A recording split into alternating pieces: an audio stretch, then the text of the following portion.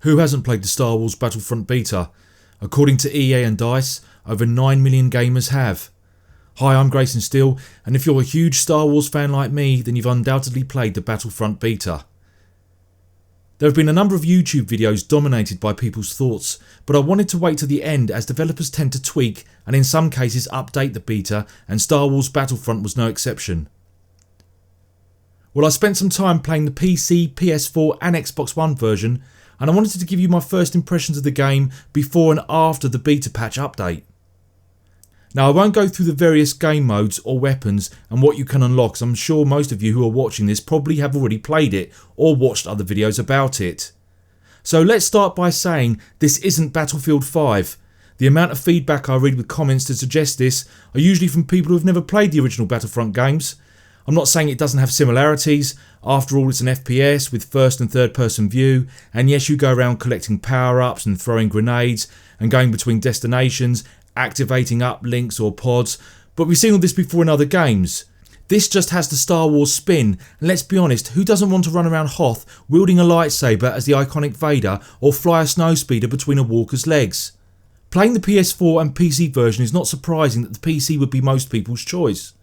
The gameplay seen here is my PC at ultra settings, and you can tell it looks damn good, with the environment and character detail just popping out, adding to the overall gaming experience.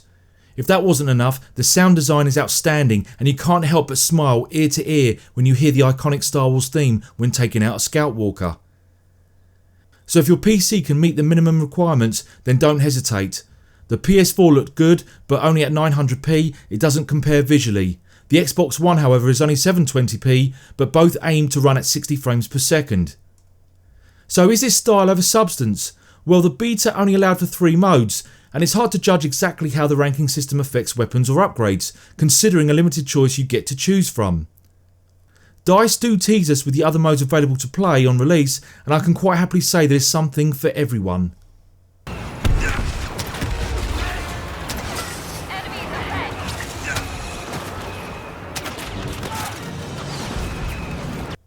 But my main concern was the massive multiplayer online. The beta allowed you to play the famous attack on Hoth from The Empire Strikes Back.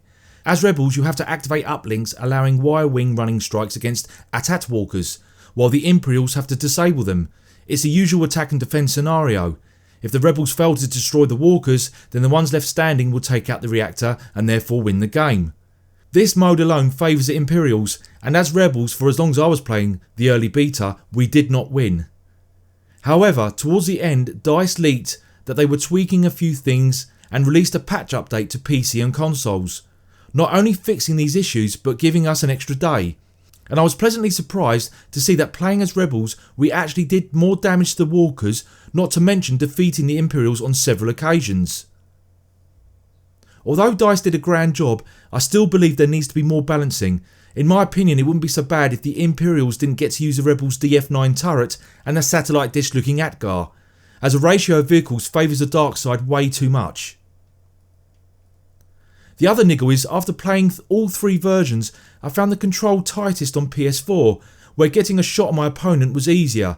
Playing on the PC with both a PS4 and Xbox One controller was considerably frustrating, even with the sensitivity turned all the way down. So nobody can disagree that the presentation of the beta alone was crafted by Star Wars lovers at DICE, with incredible care and attention. I mean, yes, corners have probably been cut to get the game out before the film, but does that mean it will fall at the wayside like Titanfall or Evolve?